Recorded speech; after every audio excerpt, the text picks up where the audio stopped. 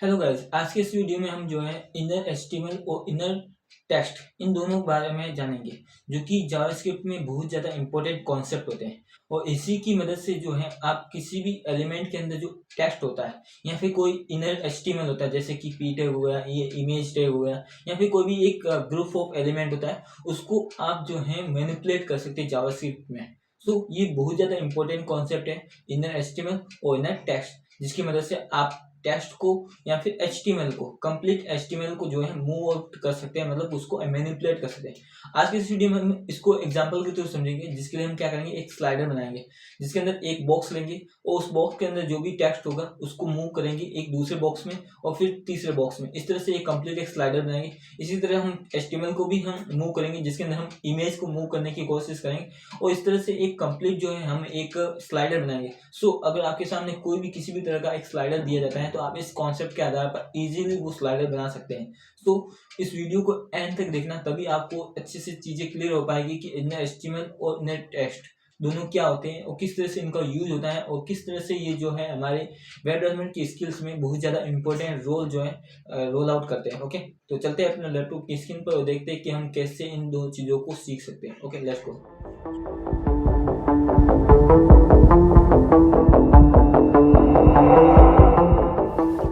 हम आ चुके हैं अपने लैपटॉप की स्क्रीन पर, जहां पर आपको एक बॉक्स में एक टेक्स्ट दिख रहा होगा। हम इसी टेक्स्ट को नेक्स्ट बॉक्स में, फिर इसके बाद थर्ड बॉक्स यानी कि अगले नेक्स्ट बॉक्स में हम क्या करेंगे, मूव करेंगे।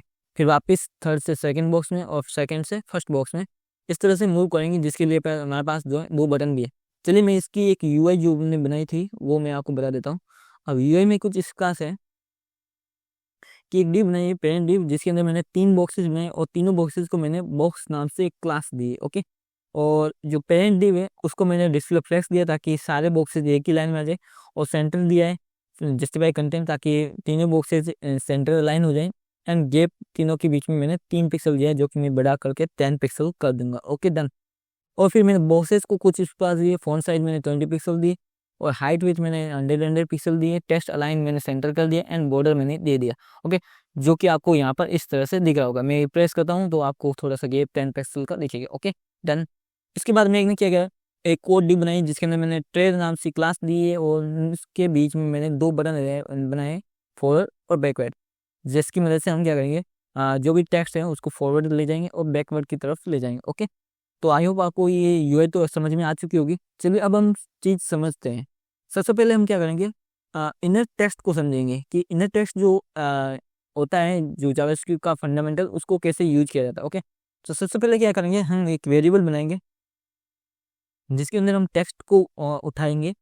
सो टेक्स्ट को पिक करने के लिए हम क्या करेंगे, गेट एलिमेंट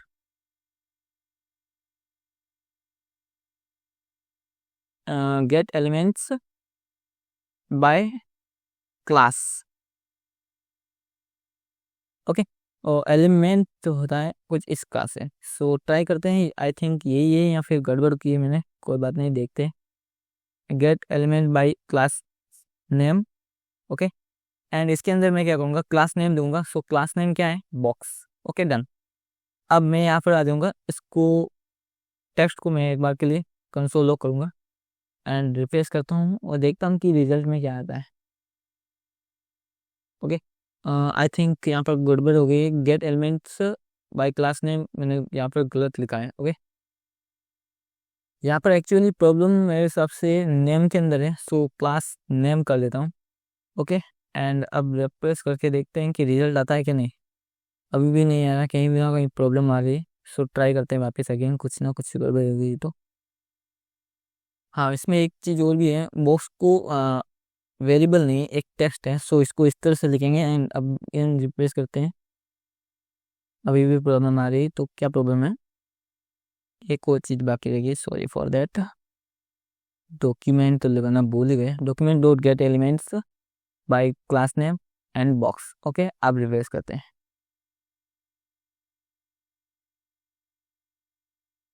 ओके, तो इसको इस तरह से लिखते हैं, जहाँ पर document dot gate elements bye class name. Okay, and again refresh करते हैं तो हमारे पास ओके आ गया। एक कंप्लीट एरे है जिसके अंदर हमारे पास तीनों बॉक्सेस एक एरे के अंदर आएंगे, जहाँ पर 0, 1 एंड 2 3 इंडेक्स है हमारे पास और तीनों इंडेक्स पर हमारे पास बॉक्सेज है। ओके, तो हम क्या करेंगे, इसके जो बॉक्स के अंदर जो इनर का टेक्स्ट है उसको निकाल कर कोशिश करेंगे। ओके, तो हम क्या करेंगे, यहाँ पर एक और चीज़ हम वेरिएबल बना देते हैं। सो वेरिएबल बनाते हैं जिसके अंदर हम क्या करेंगे, टेक्स्ट गेट करेंगे। और किस तरह से करेंगे, ये एक वेरिएबल है। ओके, तो मैं क्या करूँगा, टेक्स्ट डॉट इनर टेक्स्ट इस तरह से लिखूंगा। Okay, done. अब टेक्स्ट कौन सा लेना है एक्चुअली, क्योंकि टेक्स्ट एक कंप्लीट एरे है तो इसमें से किसका टेक्स्ट हमें निकालना है, तो हम क्या करेंगे, 0 इंडेक्स पर जो है उस बॉक्स का टेक्स्ट निकालना है। सो अभी मैं रिफ्रेश करूँगा अगेन तो देखते हैं क्या आता है। ओके, तो रिफ्रेश किया मैंने। ओके, बट इससे पहले एक और चीज़ भी है कि हमें यहाँ पर टेक्स्ट इसको कंसोल कराना पड़े तभी तो हमें रिजल्ट दिखेगा। सो रिफ्रेश करते हैं। ओके, तो देखिए हमारे पास एक मूविंग टेक्स्ट नाम से जो हमने यहाँ पर लिखा था वो टेक्स्ट हमारे पास मिल गया।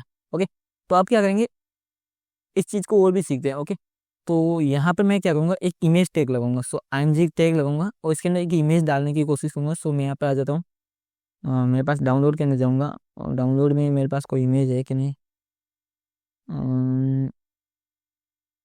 कि ये वाली थोड़ी सी ये वाली इमेज है तो इसको मैं img नाम दे देता हूँ।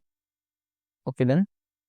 एंड फिर मैं इसको कट करूँगा यहाँ से और जो डॉक्यूमेंट मैं बनाया था वहाँ पर मैं पब्लिश करने की कोशिश करूँगा। सो यहाँ पर देखते हैं कहाँ पर है।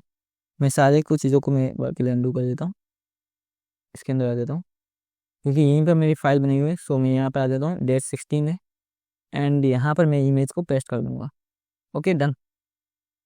अब जो मैं फाइल है इसका फाइल नेम मैं कॉपी कर लेना F2 दबा करके, फिर मैं यहाँ पर आ जाऊँगा एंड यहाँ पर डायरेक्टली फाइल नेम का डाल दूँगा। ओके, जैसे मैं फाइल नेम डालूंगा तो मेरे पास इमेज भी आ जाएगी इसके अंदर। ओके, बट इमेज थोड़ी सी बड़ी आ रही है, इसके लिए हम क्या करेंगे, सो यहाँ पर आ देते हैं, img को सिलेक्ट करते हैं एंड इसके अंदर क्या करेंगे, विड्थ को 100% कर देंगे जो भी है एंड हाइट को भी 100% कर देंगे जो भी इसकी पेरेंट की विड्थ और हाइट है। ओके, तो रिप्लेस करते हैं, यहाँ पर इमेज आ गई। ओके, तो ये हमारा एक तरह का, यहाँ पर जो हमारी ये div है बॉक्स की, इसके अंदर ये जो हमारा है वो एक HTML है। ओके, और ये हमारी जो है div है जिसको हम सेलेक्ट करेंगे और इसके अंदर जो HTML है उसको हम गेट करने की कोशिश करेंगे। सो वापस आ जाते हैं, यहाँ पर वेरिएबल लिखेंगे, HTML गेट लिखेंगे। ओके, और यहाँ पर वापस वही टेक्स्ट।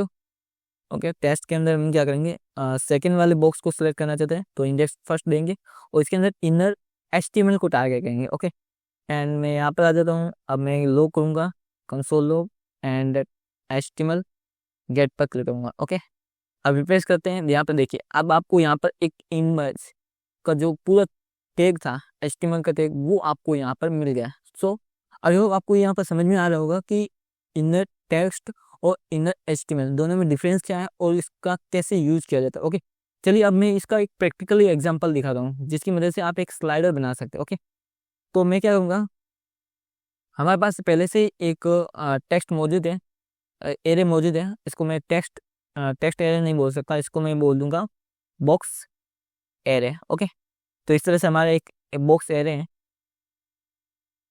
मुझे क्या करना है, दो फंक्शन बनाने, एक तो फंक्शन बनाना जहाँ पर मैं क्या करूँगा, ऑन क्लिक करूँगा, ऑन क्लिक, और इस ऑन क्लिक के अंदर मैं फॉरवर्ड फंक्शन बनाऊंगा, फॉरवर्ड एक फंक्शन बन गया। Okay, done. इसी तरह से मैं क्या करूँगा, ऑन क्लिक में बैकवर्ड फंक्शन भी बनाऊंगा। सो यहाँ पर मैं इसी को कॉपी कर दूँगा हूँ, पेस्ट कर देता हूँ और यहाँ पर बैकवर्ड लिख लेता हूँ, बैकवर्ड। Okay, done. अब दोनों फंक्शन का मैं फंक्शन क्रिएट कर देता हूँ यहाँ पर, फंक्शन। ओके, फंक्शन का नाम होगा फॉरवर्ड। Okay, done. एंड इसी तरह से हमारा एक और फंक्शन होगा बैकवर्ड नाम से, को बैकवर्ड। Okay, okay. अब फॉरवर्ड में क्या करेंगे, हम जो भी हमारा टेक्स्ट है ना, अभी हम क्या करेंगे, इमेज पहले टेक्स्ट को हम मूव करने की कोशिश करेंगे। तो मैं क्या करूँगा, इमेज को मैं यहाँ पर हाल फिलहाल के लिए मैं हटा देता हूँ। ओके, आप यहाँ पर देख सकते हैं कि अभी बॉक्स के अंदर मेरे पास कुछ भी नहीं है, खाली बॉक्स है, सिर्फ एक बॉक्स के अंदर टेक्स्ट है। यहाँ पर मैं रिफ्रेश करके दिखाता हूँ। ओके, हम इसी टेक्स्ट को इस बॉक्स के अंदर लेके आएंगे। सो इसके लिए हम क्या करेंगे, सिंपल सा एक मेथड है कि हमारे पास जो बॉक्स एरे है उस बॉक्स एरे के अंदर हम जो सेकेंड वाला बॉक्स है उसके अंदर हम क्या करेंगे, इनर टेक्स्ट को चेंज कर देंगे।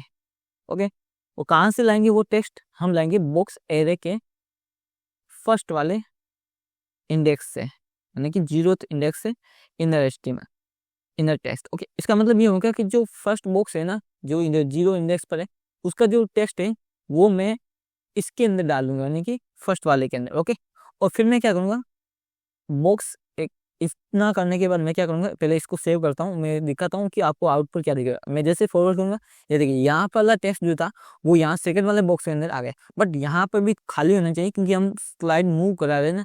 तो उस दौरान हमारे पास क्या करेंगे, हम बॉक्स एरे के अंदर जो 0th इंडेक्स है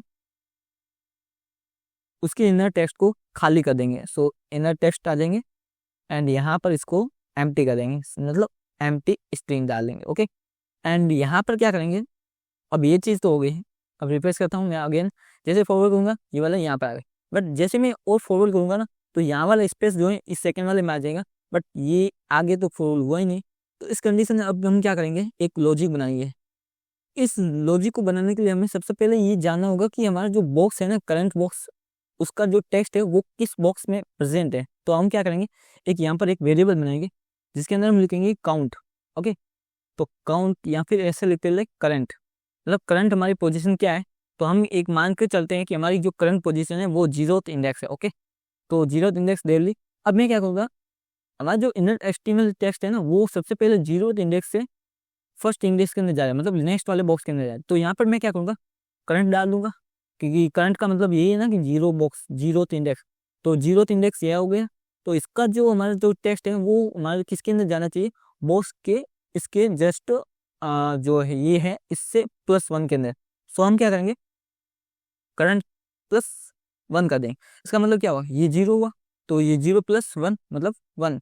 तो ये 0th इंडेक्स से फर्स्ट वाले इंडेक्स की जो बॉक्स है उसके अंदर टेक्स्ट भेजना। ओके, अब इसके साथ हम क्या करेंगे, जैसे ये काम होगा ना, ये काम इतना काम हो जाने के बाद हम क्या करेंगे, फर्स्ट वाले बॉक्स जो है यानी कि जो करंट बॉक्स है, सॉरी यहाँ पर आ जाते हैं, जो हमारी करंट की वैल्यू है ना उसी वैल्यू को खाली कर देंगे। साथ में हम क्या करेंगे, करंट को प्लस प्लस करवाएंगे। इसका मतलब ये है कि जैसे ही हमारा करंट 0 हुआ तो फर्स्ट टाइम में क्या होगा कि जो फर्स्ट बॉक्स का जो टेक्स्ट है वो सेकंड बॉक्स में चला जाएगा, एंड जो फर्स्ट बॉक्स का इनर टेक्स्ट है वो खाली हो जाएगा, एंड हमारा करंट जो है वो बढ़ जाएगा। फिर हमारे पास करंट जो है यहाँ पर क्या होगा, 1 आ जाएगा नेक्स्ट टाइम में। तो जैसे नेक्स्ट टाइम में होगा तो यहाँ पर 1 आएगा, और 1 + 1 कितने हुए, 2। तो 1 मतलब कि सेकेंड बॉक्स का जो टेक्स्ट है वो फर्स्ट बॉक्स से थर्ड बॉक्स में चला जाएगा, और जो सेकेंड बॉक्स का टेक्स्ट है वो खाली हो जाएगा, एंड फिर वापस करंट जो है हमारा इंक्रीज हो जाएगा। सो मैं यहाँ पर दिखाता हूँ। ओके, रिफ्रेश करता हूँ। अब जैसे मैं आगे डाला मूव हुआ, फिर आगे डाला मूव हो गया, बट नेक्स्ट टाइम में जैसे मैं आगे डालूंगा अब यहाँ पर एरर आना शुरू हो जाएगा, क्योंकि हमारा जो कोड है वो सिर्फ और सिर्फ एरर तक ही चलेगा। मैं यहाँ पर एक और चीज़ करता हूँ, कंसोल लॉक करता हूँ, बॉक्स एरर को लॉक करता हूँ। ओके, रिफ्रेश करता हूँ अगेन। यहाँ पर देखिए हमारा जो इंडेक्स है 0, 1 और 2 तक चलेगा। अब करंट की वैल्यू जैसे 2 से ज़्यादा होगी उसके बाद हमारा जो ये फंक्शन है वो हमें एरर शो करेगा। तो हम क्या करेंगे, इस एरर से बचने के लिए हम क्या करेंगे, हम पहले से ही चेक करेंगे करंट, अगर हमारा इफ करंट जो है, अगर हमारा करंट जो है वो इक्वल हो, किसके इक्वल हो, 2 के, नहीं सॉरी फॉर डेट, हमारा जो करंट चलेगा वो, इससे हम क्या कर सकते हैं, जैसे कि हमारा जो करंट है ना वो हम क्या करेंगे, जो बॉक्स एरे है ना, कंप्लीट एरे कितने हैं, 3 लेंथ है। तो हम क्या करेंगे, बॉक्स एरे की लेंथ निकालेंगे, बॉक्स एरे डॉट लेंथ। अब इस लेंथ कितनी है, 3 है, 3 - 2, यानी कि हमारे पास जो बॉक्स की लेंथ है उसके अंदर से 1 माइनस कम करके वहां तक एरे चलाना है। अगर ये स्टेज फुलफिल हो जाती है तो हम क्या करेंगे, यहाँ से रिटर्न कर देंगे, और आगे का कोड जो है हम चलने नहीं देंगे। ठीक है, तो अब हम वापस ट्राई करते हैं तो क्या होता है, फॉरवर्ड किया, टेक्स्ट गया आगे, फिर फॉरवर्ड किया, नेक्स्ट। अब जैसे फॉरवर्ड होगा हमारा जो कोड है वो चलेगा ही नहीं, एग्जीक्यूट नहीं होगा, क्योंकि हमारा जो करंट है, एक्चुअली मैं यहाँ पर करंट को भी एक बार के लिए मैं लो करूँगा कंसोल करंट। ओके, और करंट को मैं क्या करूँगा, इससे पहले यहाँ पर डाल देता हूँ। ओके, ठीक है, रिफ्रेश करता हूँ। अब जैसे मैं यहाँ पर क्लिक करूँगा ना तो देखिए पहले करंट क्या था, 0 था। अब जैसे नेक्स्ट बार क्लिक करूँगा तो हमारे पास करंट क्या आ गया, 1 आ गया। अब नेक्स्ट वापस अभी यहाँ पर क्लिक करूँगा तो हमारे पास करंट जो है वो 2 हो जाएगा। अभी ये क्यों नहीं शो कर रहा है, क्योंकि करंट की वैल्यू पहले ही 2 हो गई, और यहाँ पर अभी ये वाला बॉक्स जो है यहाँ पर बंद हो चुका है। सो इसको हम देखने के लिए मैं कंसोल को बाद में करूँगा प्रिंट। अब देखते हैं वापस रिजल्ट आपको दिखेगा। तो मैंने सेकंड तो जीरो वाला दिखा नहीं क्योंकि पहले ही वो हो चुका था, और फर्स्ट हमारा करंट जो है 0 से 1 हो चुका है, तो अभी वो यहाँ पर दिखा। एंड जैसे मैं वापस क्लिक करूँगा तो हमारा 2 जो है इंडेक्स दिखेगा, यानी करंट दिखेगा। और जैसे 2 हो गया करंट और बॉक्स की लेंथ -2 है, तो इसका मतलब ये भी 2 हो गया, तो हमारी जो कंडीशन थी वो फुलफिल हो गई और हमारा जो रिटर्न हो गया यहाँ पर मेथड, तो इससे आगे वाला बॉक्स जो है कंटेंट चला ही नहीं। तो इस तरह से हम एरर से भी बच सकते हैं। अब हम बैकवर्ड का भी हम लॉजिक लगा देते हैं। तो बैकवर्ड में हमें क्या होना है, बॉक्स एरे के अंदर जो हमारा है, यानी कि बॉक्स एरे के अंदर हम करने क्या है कि बैकवर्ड चलना है। सो क्या करेंगे, हम यहाँ पर करंट के अंदर से माइनस चलाएंगे, ओके, और यहाँ से डॉट इनर टेक्स्ट के अंदर से यहाँ पर बॉक्स एरे, और इसके अंदर हम क्या करेंगे, करंट की वैल्यू डालेंगे। जो भी करंट की वैल्यू होगी वो यहाँ पर आ जाएगी, और इसके इनर टेक्स्ट के अंदर से वो ले लेंगे। एंड जहाँ पर बॉक्स एरे की जो करंट होगा उस करंट को खाली कर देंगे, यानी कि इनर टेक्स्ट को खाली कर देंगे। ओके, डन, इतना कर दिया। और यहाँ पर हम क्या करेंगे, जब भी ये फंक्शन चलेगा तो करंट को हम क्या करेंगे, माइनस माइनस करेंगे। Okay, sorry for that. Okay, done. Okay, अब मैं क्या करूँगा, कंसोल लॉग दोनों में प्रिंट कराऊँ क्या ना कराऊँ। चलो ऐसा करता हूँ, मैं कंसोल लॉग को बाहर प्रिंट कराता हूँ ताकि आपको पता चले कि करंट में वैल्यू क्या होती जा रही है ना। ठीक है, so current, sorry, log current. Okay, done. अब आ जाते हैं, रिफ्रेश करते हैं एंड देखते हैं क्या हमारा लॉजिक लगता है कि नहीं। सो फॉरवर्ड किया और फॉरवर्ड, बैकवर्ड किया तो बैकवर्ड, डन, तो चल रहा है इस तरह से। बट मैं बैकवर्ड और करूँगा तो मुझे एरर दिखेगा, क्योंकि जीरो इंडेक्स से कोई छोटा होता ही नहीं। तो हम क्या करेंगे, वापस एक इफ कंडीशन लगाएंगे जिसके अंदर बोलेंगे कि हमारा जो करंट है ना, अगर वो 0 के बराबर हो जाता है ना, तो उसी दौरान हम क्या करेंगे, रिटर्न कर देंगे सीधा ही। Okay, and then that's it. अब रिप्लेस करते हैं अगेन, मैं फॉरवर्ड किया, अब इसे आगे भले ही करूँ बट कोड नहीं चलेगा, बैकवर्ड किया, अब इसे आगे नहीं चलेगा। तो आई होप आपको ये चीज़ें समझ में आ गई। अब आप कितने भी बॉक्सेस बनाए, आपका ये जो कोड है वो अल्टीमेटली चलता रहेगा, क्योंकि ये डायनेमिक है। सो मैं क्या करूँगा, यहाँ पर आ जाता हूँ एंड बॉक्सेस और बढ़ा देता हूँ, यहाँ से टेक्स्ट हटा देता हूँ। ओके, डन, रिफ्रेश करता हूँ, बॉक्सेस 6 हो गए, बट मैं फॉरवर्ड करता जाऊँ कितना भी चलेगा। अगर मैं बीच में भी आ जाता हूँ वापस ऐसे चल सकता हूँ। ओके, तो आई होप आपको ये सब स्लाइडर समझ में आ रहा होगी कि किस तरह से स्लाइड बनाए। अब इस लॉजिक के आधार पर, इस मेथड के आधार पर आप किसी भी टाइप के, किसी भी तरह के जो है स्लाइडर्स खुद बना सकते हैं। आपको किसी थर्ड पार्टी से स्लाइडर लेने की जरूरत नहीं पड़ेगी। ओके, अब हम इनर टेक्स्ट को भी इनर एचटीएमएल को भी समझ लेते हैं। यहाँ पर क्या करेंगे, हम इमेज को डालते हैं। ओके, सिंपल है, एक इमेज टैग लगाते हैं और जो हमारे पास इमेज थी ना वही डाल देते हैं। सो इमेज का जो टैग था वो यही था। सो इसको वापस कॉपी पेस्ट करते हैं। ओके, यहाँ पे रिफ्रेश करूँगा, आपको इमेज दिख जाएगी। ओके, अब क्या करूँ, इमेज को हमें ट्रांसफर करना है, बट ये यहाँ पर नहीं हो पाएगी। क्यों नहीं हो पाएगी, क्योंकि हम यहाँ पर इनर टेक्स्ट को यहाँ पर फॉरवर्ड करें, ना कि इनर एचटीएमएल को। तो क्या करना है, आपको एक सेलेक्ट करना है, फिर कंट्रोल डी दबाना है। ओके, जितने भी इनर टेक्स्ट होंगे वो सारे सेलेक्ट हो जाएंगे। अब आपको क्या करना है, यहाँ पर इनर एचटीएमएल लिखना है। ओके, तो यहाँ पर देखिए सारी जगह पर इनर एचटीएमएल हो गए। अब क्या करेंगे, अब जब भी हम फंक्शन चलाएंगे तो जितना भी इनर एचटीएमएल है, मतलब कि इमेज टैग है, वो पूरा पूरा यहाँ एक बॉक्स से सेकंड वाले बॉक्स में आ जाएगा। तो मैं रिफ्रेश करता हूँ एंड अब मैं फॉरवर्ड करूँगा, देखोगे तो इमेज हमारी जो है वो फॉरवर्ड की तरफ जा रही है। अगर मैं बैकवर्ड करूँगा तो बैकवर्ड की तरफ जाएगी। ओके, तो आई होप आपको ये कंप्लीट लॉजिक अच्छे से समझ में आ गया होगा कि यहाँ पर लॉजिक कैसे वर्क कर रहा है। अगर वीडियो अच्छा लगा तो प्लीज़ लाइक जरूर करना एंड आई होप आपको वीडियो अच्छा लगा, प्लीज़ सब्सक्राइब भी करना। ओके, फिर मिलेंगे, तब तक के लिए बाय बाय।